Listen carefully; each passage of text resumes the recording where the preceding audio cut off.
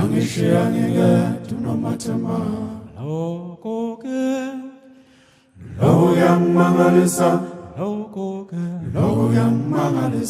guys, welcome back to my channel. My name's Olivia. Thanks so much for clicking on this video. Today's video is going to be a completely different video. It's not a beauty video, it's not a tutorial, it's not a haul, it's not a review. It is, because of your request, a video on our trip to South Africa. By our trip, I mean mine and my husband's trip. We just came back from honeymoon a couple of weeks ago and we went to South Africa. So I thought it would be a good idea to give you a video on a rundown of basically all you need to know if you want to travel to South Africa, and some of the things that we did, as well as places for you to check out if you're planning to go. So it's just going to be quite a relaxed, chit-chatty video. I have got my tea in my massive favourite mug. I'm just going to sit down. I've written down some notes just to make sure that I don't miss anything out. But if there is anything that I wasn't too clear about, or you feel like you would have wanted to know some more information on, then definitely leave me a comment down below, and if I can, then I will respond and answer to that. Otherwise, if you're here and you're settled in already, then definitely hit the subscribe button. Turn on the notification bell if you haven't. Notification gang, make sure you leave me a little love heart down there in your comments so I know that you're from notifications. Thank you so much for supporting me. Otherwise, I'm just going to get into the video. So all you need to know about South Africa. Hit it. So the first segment is about getting to South Africa. So if you've decided that you want to go to South Africa, then you need to decide on which airport it is that you're going to fly into. So you'll of course have done a bit of research online to see where you want to go, and I'll explain in the second segment kind of our experiences of where we went. The two kind of big locations that you can fly into in South Africa is Johannesburg and Cape Town from Nairobi, and there are direct flights for both, but there are also flights that kind of stop along the way, so you can decide based on your itinerary, timing, and then also price, because that also does impact the price. So if you fly to Joburg, that's a little bit closer, so that's just about 4 hours. And if you fly to Cape Town, then that can be anywhere from 7 hours, 8 hours plus, depending on the route that you take. So that's just to bear in mind, that's how long it will take you to get there. And in terms of looking for flights, we did a lot of looking online. I mean, honestly, online is the best, but we did a ton of different platforms. So we checked on Expedia, we checked on, there's a Kenyan website called travelstart.co.ke, and then I also checked on Google has a Google Flights thing. So you just type in Google Flights and then you can click on the link and it takes you to a page where you can basically insert your flight details, and then it gives you all the flights that will be flying on that day based on a price. So that's kind of how we did it for flight comparisons, to see which flight we would take where. Important thing to know about the different platforms is how they show you the price. So, of course, when we were putting in our details, we were 2 people flying, so we'd always put in 2 people for a flight. On Google Flights, when you put in 2 people, the price that it shows you when it brings up the flights at the bottom is for 2 people. So say if it's like 500 per person from here to Joburg return, then it will show you $1,000 as the price. So that shows you the kind of the price for the amount of people that you put in on the flight. On Expedia, TravelStar, and a couple of other websites, the price that you see even though you've put in 2 people is the price per person. So don't get excited if you get on there and you're like, oh my god, I saw it on Expedia for only 500. Like, why is Google Flights showing it me for 1,000? Just double check and click all the way through, because the price that it shows you is the price per person. I fell for that trap very early on, and I was like, oh my god, like this flight is so cheap. And then we went to book it, and then we were like, oh my god, no. But luckily that was only for one of the internal flights, so it wasn't like a massive difference, but just something to be aware of when you're booking. So that's step 1, and then the next step to do then is to apply for your visa. Do a quick Google search, and I'll try and leave it down below, the link to the visa requirements for South Africa on the Ministry of Foreign Affairs. I'm just going to have a look at my phone and read out to you the requirements.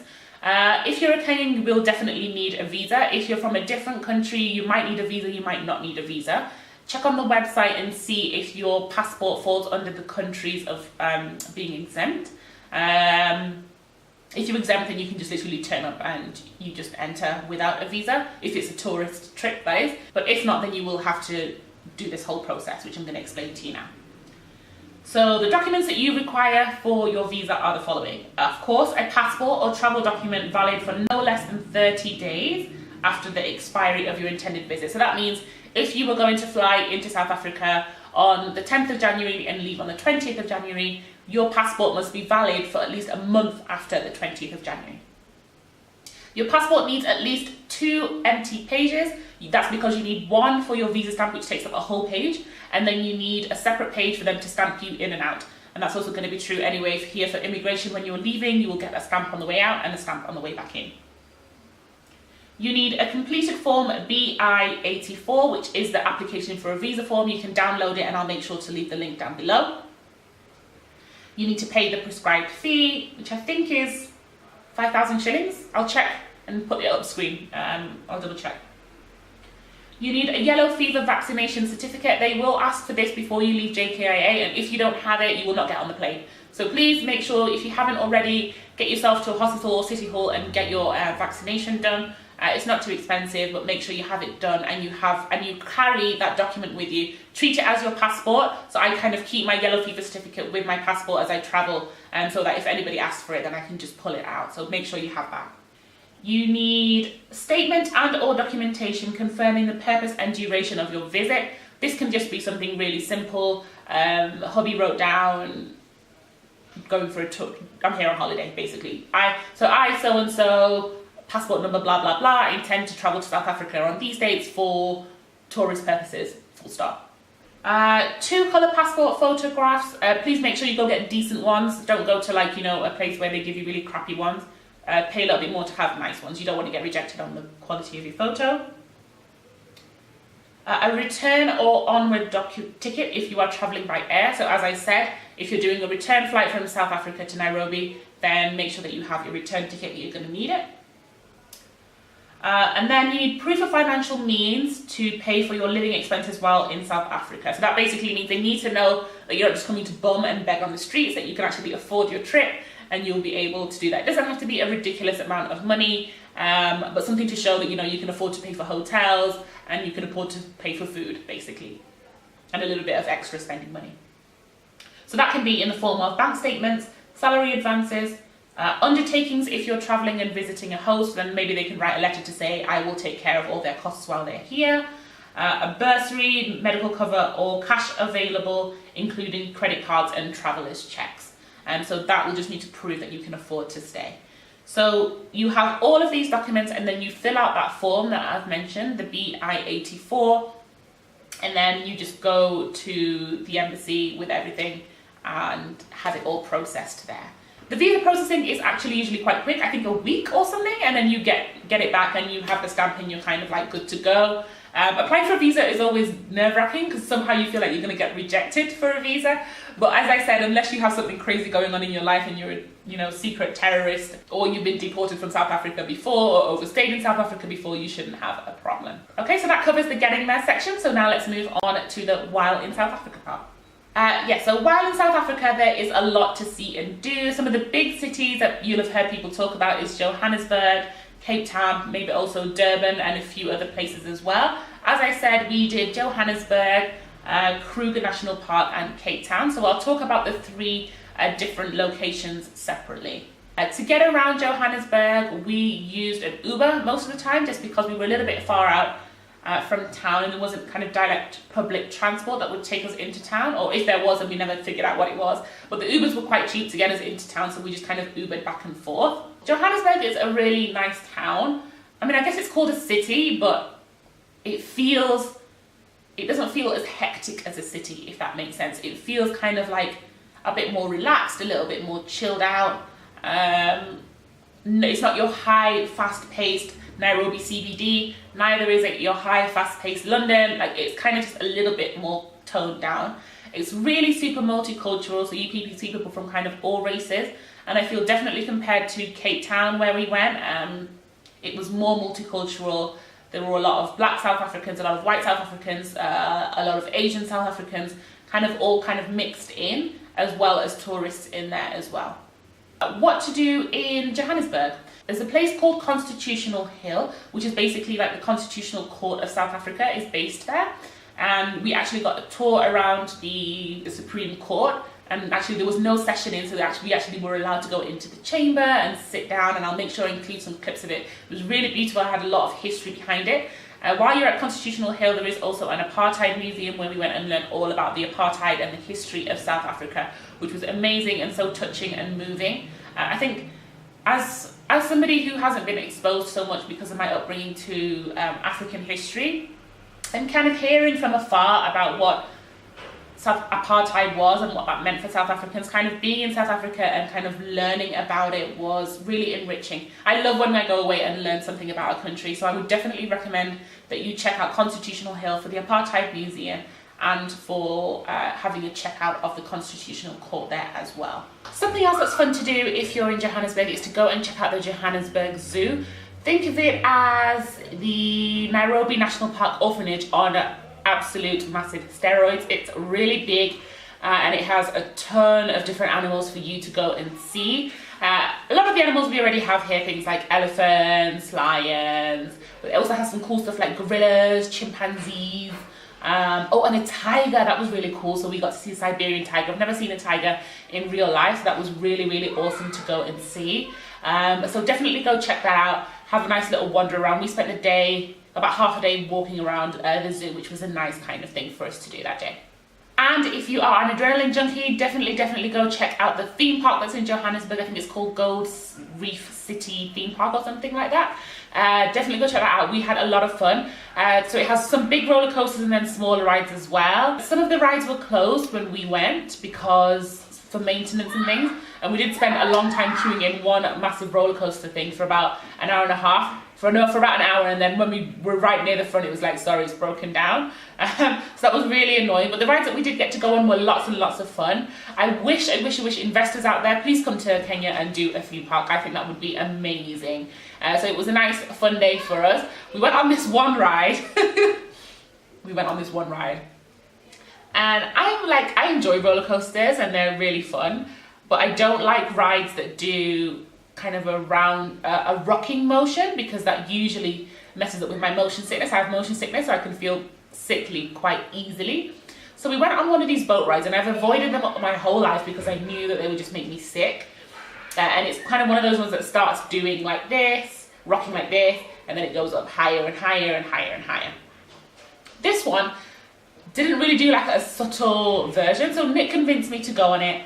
And so we went on it, and we were on opposite sides of this boat thing because of how we got on the ride. We were like the last ones on, so there was only a seat available on either side. There wasn't one where we could sit together. So he sat on one end of the boat and I sat on the other end of the boat, and it's quite like a distance in between you, and it's like a few rows, like say like 3 rows of people on either side. So it starts off with like a rocking motion kind of like that, but it goes really slowly, so it's like, and then it kind of hangs there, and then it comes back. So that one wasn't too bad. So then of course you're expecting, oh, if it started off there, then it's gonna graduate nice and slowly. This ride, people, it went like this to practically a vertical stand, and it stands there for like what felt like probably 30 seconds, but it probably was about 3 or 4 or 5 seconds. I was the only one screaming, and you know when you're screaming and you can hear your voice kind of from externally, and you can hear somebody screaming but you don't know that's you? I was that person. So I could just hear myself going, oh hell no, Lord Jesus, get me off this ride! Just screaming the entire way through. And that was only like the 2nd stage. And then it went on to a 3rd stage and like a 4th stage where you were literally, it felt like you were gonna fall out of this ride basically. Like, let me tell you, when I got off that ride, I was so happy because I nearly crapped my pants when I was on it, but it was a good thrill. And then we went on this other ride that was like a circle. So it would like spin really fast. You actually stand up in it, and then you didn't even have like proper security. Like, I don't know about these rides, people.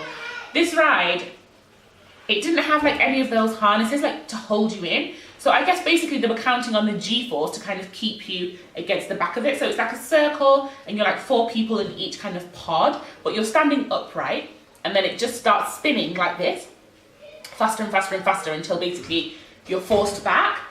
But then it starts tilting as it's spinning. So it's still spinning, but then it starts tilting. So you're literally kind of like this. But then I thought I was gonna die, because at one point, because you're already conscious of the fact that you're not secured in. And then when it was doing that tilting thing, I kind of like fell to the side, and there's quite a bit of space in like your little section. So I kind of fell to the side. I was like, Lord, Jesus, I was like, Nick, this is it. I'm dying. So dramatic, but it was funny as hell and hilarious. So definitely check that out if you are a group of you. I would advise you though to probably try and buy your tickets in advance. We went, I think, during some kind of school holiday, so there were tons of people there and the queue was really long to get in. And so buy your tickets in advance so that you can kind of just do like the hop in the queue thing and just grab your tickets and go. So shopping wise in Johannesburg, there are a couple of areas that I want to tell you about if you want to go shopping. If you are near the Rosebank area or you can get to the Rosebank area, then definitely do. There's a mall there called the Rosebank Mall. It has a ton of shops. It has a ton of shops in there, nice little mall for you to walk around on. And if you're there on a Sunday, then definitely go check out their Sunday market. They have like a market that's set up with all like crafts, kind of like Maasai market type vibe, but then also like a foodie market there as well. We didn't go there on a Sunday, but I have been to Joburg before and went on a Sunday, and it is a good one. So definitely check that out. And then if you're in for something a little bit more high-end, a little bit more glam, then go check out the Sandton Mall, and you can go take a picture by that huge Nelson Mandela statue. If you've seen people taking a picture by that, that's where it is. It's at the Sandton Mall. It's got a mix of high street shops, but it has got a lot of the high-end stores as well in there. And that's a massive mall, actually. It's very easy to get lost in it, but you can spend a day there if you want to go for some good shopping. So that wraps up Johannesburg. So we spent about 4 days in Joburg, and then we took a flight from Joburg to Kruger National Park. Kruger National Park is in an area called Mpumalanga. I sound so South African when I say that. Me and Nick were having this joke the whole time, and we still keep having that joke like, Mpumalanga, where have you come from? Mpumalanga? Anyway, so we went to Mpumalanga. I'm sorry if I'm offending any South Africans watching this. It just gave us a lot of joy. Because we already have a national park, we didn't feel like we needed to be right in the middle of a national park. I mean, we go to Masai Mara and all the other different lodges around the country quite often. So I didn't feel the need to go right into the middle of Kruger National Park. So we stayed in Nelspruit, which is about an hour's drive from the park. So what we did was we stayed in this hotel, and then we organised with a company. Before we left here, we organised with a company to do us a tour. And we just wanted like a half-day tour in the morning. But we had to get up really early. We got up at 4 so that we could drive and be in a place called Hazy View, which is just around the corner from the park, by 5, and then we could get there and pick up a few other people and go to the park. So we did an early morning drive. Our game driver was amazing, really humorous, kept us kind of energized for the whole thing. And I'll make sure to include a few clips of the animals that we saw, animals that you've already seen before if you've been on any kind of a game drive. So we saw elephants, we saw lions, hyena, what else did we see? Lots of toms and gazelle and things like that. So it was nice to be out in the fresh air. But I wouldn't necessarily say, because we already have that here in Kenya, that it was a must-see thing that I would do.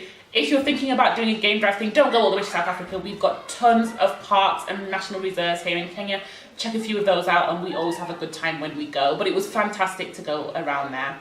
Getting around in Nelspruit, there weren't any Ubers in that location. So we relied on a taxi guy that we kind of bumped into. I can't remember where we bumped into him, but we relied on him to kind of shuttle us everywhere, and we negotiated all the rates.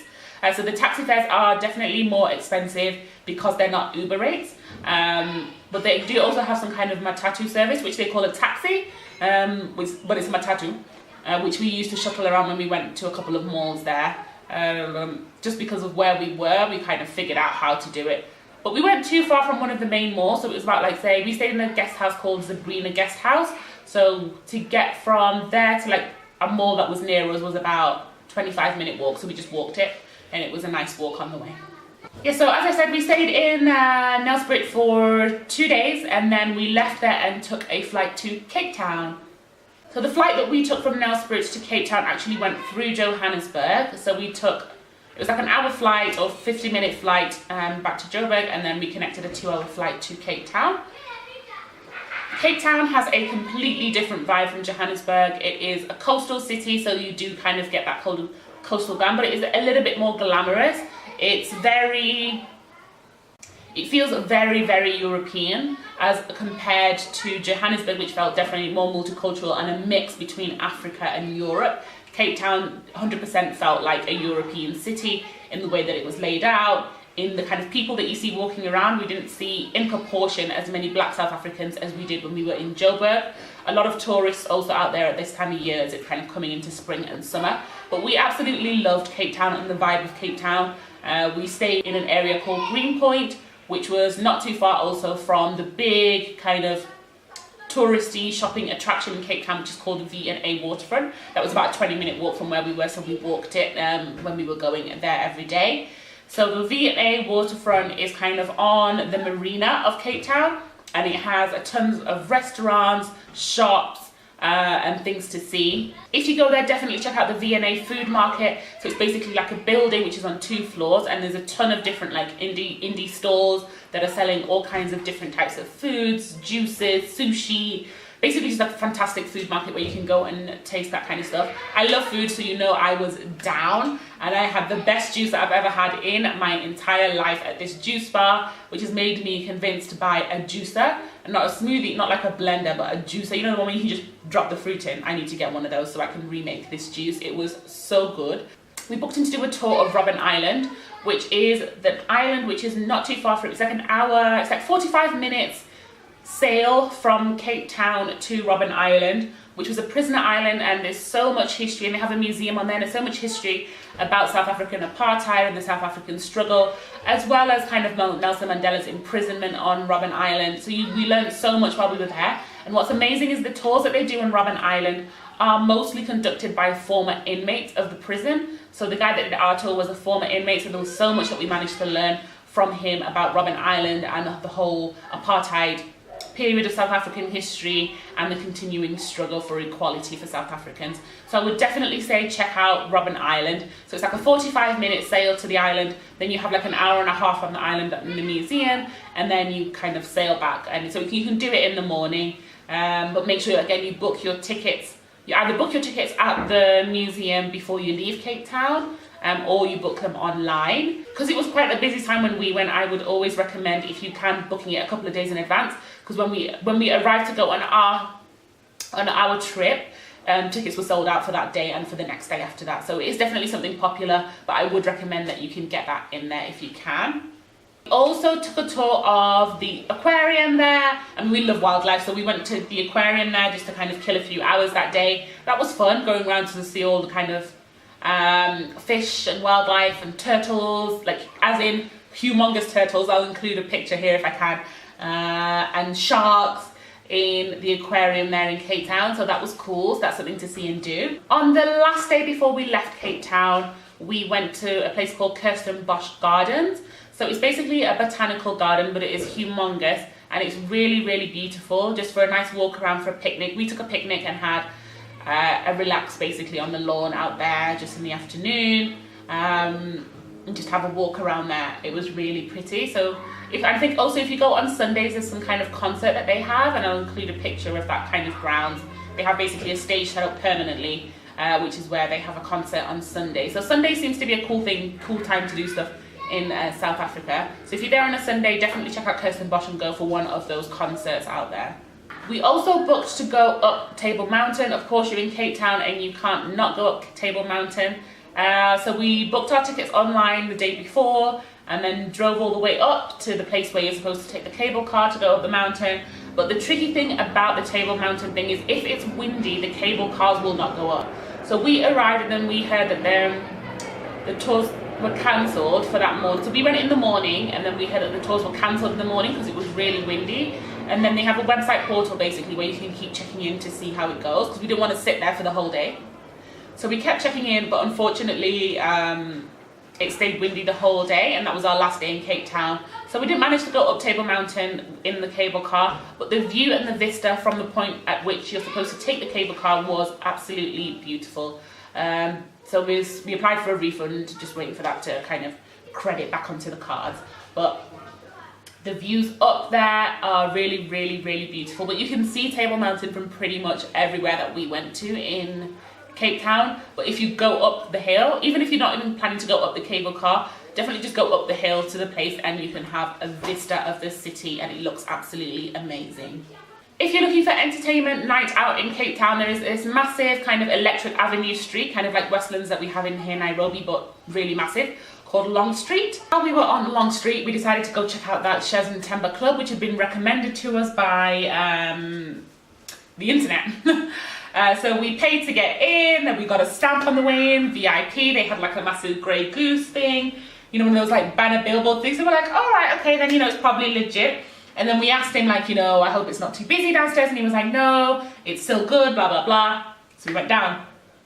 It was the most ratchet place I have ever seen in my life. I swear, I've not even been anywhere like this myself in Nairobi. It was so hood. The people in there looked hood. There was no service anywhere. The toilets was just shady with no locks on the doors. There was no toilet paper in the loos. The toilet was a mess. The seats just looked shady. Everything was just shady about this club. But because we paid in, I said to hubby, let's just have a drink in here so that we feel like we've done something and then we can leave. And he's not even usually that fussy. Like, he isn't as like bougie as I am and will complain about certain things, but he was literally like, no babe, we are leaving now, like as in now. And I was like, you're not even gonna get one drink. Like, he was like, no, I can't stay here, we're leaving. So we left. So we passed this place called Cubana on the way, and then we were like, oh, we can come check it out later when we pass by. So we went back to Cubana, and Cubana was popping. Like, we had the best night. We had a little bit too much to drink, but we had a really, really good night. And it wasn't too far as well from where we were staying in Greenpoint. So I would definitely recommend, leave alone Long Street, definitely check out Cubana if you're in Cape Town. We had a good time. And the food was really good there as well. We had something to eat. It was really, really good. On the last day we were in Cape Town, we decided to go check out the beach. The beach. Honestly, I think we're just so blessed in Kenya with so many different things that people would be looking for in different destinations. Cape Town Beach was nothing to write home about. We went to Camps Bay Beach, which is supposed to be one of their really nice beaches. And even the taxi driver, when we were telling him we were going to the beach and he was taking us there, the Uber driver, he was like, oh my God, this is going to be amazing. It's like one of the best beaches in the world. Like, it's kind of like one of those beaches that you see in the magazines, blah, blah, blah. So we're expecting, like, you know, Diani standards. Lies. As in, this beach was, the sand wasn't fine and soft like our sand. It was kind of like gritty and pebbly. The water was freezing. I can't even stress this enough. It was so cold. Of course, it's the Atlantic and you expect the water to be cold, but this was like jumping into ice cubes. Nate went into the water first, so then he ran back out and I was like, nope, not today, not for me. I don't need to test it out for myself. I'm not getting in that water. But then he was like, no, just get in it, you know, it's the Atlantic Sea, just to say that you've been in the Atlantic Ocean, say that you've touched it and we've come all this way, so make sure you get in the water. So I thought, if he's saying it like that, then maybe it's not that bad. Yo, this water, don't do it. Don't do it. Yeah, the water was freezing. I wouldn't say anything about that. We couldn't even really sunbathe on the beach because it was really blustery as well. And then the sand wasn't fine, so it was blowing like, it was cutting your legs basically, the sand. We didn't really enjoy the beach and I wouldn't fully recommend it for that. I'd enjoy Cape Town for like the other things that it's got going on, but not for the beach life. Just take the SGR, go down to coast, Mombasa, Kilifi, Watamu, Malindi, go down to the beach and enjoy that. Don't try it with this. So that kind of sums up Cape Town. So that was the 3 places that we visited during our time in South Africa. I'm hoping that's giving you enough information to kind of figure out where you might want to go and all that jazz. Okay, so the final segment of this video, just really quickly, is the last bit on leaving South Africa. You might think that's a really weird topic to kind of include, leaving South Africa, so you just leave, like, go home. But there are two specific things that I wanted to talk about. Number 1 is VAT refunds. Yes, you heard right, cash back, cash money, getting your money back from South Africa.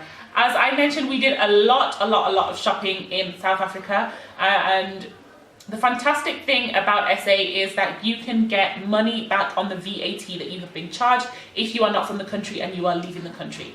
So basically all you do is when you are in a store and you've picked up all the things that you want, you take them to the counter, and always make sure to say this before they start bringing the items, because their systems might be different. Just say, I will be asking for a VAT refund, or can you give me a VAT or tax receipt? And so they'll run the information. Some stores will take the information from you, so they'll ask for your name, basically your address, your PO box, and stuff like that. Others will just stamp the receipt. It's really important, if you have bought anything on one receipt, that's worth more than 5,000 rand, so maybe you've bought a laptop or some kind of electrical good or something of high value that you want to claim your VAT on, make sure that they ask for your information and input it into the receipt system. If you don't, you won't be able to claim back that VAT. VAT ran around 14% or something, if I'm not wrong. So it can actually add up over time when you've been buying things to get that money back. So what you do when you're shopping, make sure to ask for that receipt. So make sure that they either collect your details and it says on it like original tax invoice, or it says still original tax invoice, but then they stamp it with their store stamp. Keep all those receipts nice and safe so that when you are leaving to go to the airport, give yourself an allowance of an extra hour just to sort out the issues of VAT. So typically any flight that we would take, we will do an online check-in, so just to cut down on all of that stress to make sure that we already have our boarding passes. So that means we can usually arrive to the airport, even for an international flight, about an hour and a half before the flight. I would say, because you're doing this whole VAT thing, turn up to the airport about 2.5 hours before your flight, just to give yourself that hour window to make sure that this is all processed. So what you do is you keep all of those receipts, and when you go to the airport, and before you go to check in, so before you get rid of your suitcase and your bags, make sure that you go and look out for where the VAT refund stroke customs section of the airport is. You can just ask somebody in the airport, they'll direct you. Go there and then basically present all of your receipts to the person at the desk. They may and probably will ask to see the items that you have bought. So just, if they do, then open your suitcase and start showing them the items. We had literally so many items that once we started pulling things out, he was like, oh, it's all right, I don't need to see everything. And then what he or she will do is take your receipts and stamp every one of them. Make sure that all of them are stamped, because it's stamped with the date of that day, and you need that to process the next part. Make sure you get all your receipts back, and then you go and have your bag checked in. A quick side note before you check in, which was actually my point number 2, is to make sure that you have your suitcase wrapped for you at the airport. South Africa is renowned through its airports for international flights for luggage being tampered with and being cut into and gone into. So it costs, I think, something like 80 rand to get your suitcase wrapped up. So just go and they'll kind of basically wrap it in plastic. They only accept cash, so make sure you have that loose cash ready. 80 rand per suitcase, have that wrapped, and then you can go and drop your bag off at the check-in place. So once you've done that, you've got your receipts, you've had your bag wrapped and you've dropped it off, then you go clear security and get through the gate, and you're on the other side where the gates are. So once you're in the gate section, then again, you need to look for the sign for customs stroke VAT and go to that section. If there's a lot of flights taking off around the same time as yours, there might be a long queue because a lot of people are trying to claim back their VAT. Stand in the queue, go to the front. They will ask for all of the receipts, your passport, and your boarding pass. So you present all of those at the front, and they'll basically go through all the receipts and make sure that they are stamped. If there are any that aren't stamped, I'm sorry, there's nothing they can do about it, and they won't give you the money back on that, so make sure it's stamped. So they'll double check that everything is stamped, and they'll ask you for some information, maybe like your address. And then they'll calculate basically all the VAT for all of those receipts, and they'll load that all onto a MasterCard, and you can get that either in US dollars, euro, or pound sterling. So you choose which one you want. So I just typically choose the dollar one, and then they load on that amount onto the card, and they'll give you a card, not with your name on it, just a card with a PIN number on it. The money will be put onto the card at the 3-month stage, so 3 months after that date, the money should be loaded onto the card, and then basically you can just swipe that card and use it as cash, basically. So that's a good tip, save you some coin, honey. All right, so that completes this video. I'm hoping that it was quite comprehensive and that you've got quite a lot of information on there if you are looking or interested in traveling to South Africa. Some tips on your travel, some tips on where to go and where to stay, things to see and do, and also that hot tip on coming back and claiming back some money for free. So thanks so much for watching this video. Leave me a comment down below if there's anything, as I said at the beginning, that wasn't too clear in my explanation. Leave a comment and I'll make sure to try and answer it. If you are planning to go to South Africa or you have been to South Africa, let me know what you thought. I would love to hear from you. And if you have been to South Africa and you have tips on where else I should go, we're definitely going to go back to South Africa. I think it's because we went there for honeymoon, it's probably going to be one of those special places that we go back to every now and again. So if there's somewhere that you think that we should check out on our trip back there at some point in time, definitely let me know. I hope you found the video useful. If you did, please make sure to give it a thumbs up. Subscribe to my channel if you haven't already, and I hope you like this kind of chit-chatty, informative video. Let me know if you'd like to see more videos like this or other videos along these lines. I would love to hear from you. Otherwise, I'll see you in my next video. Bye.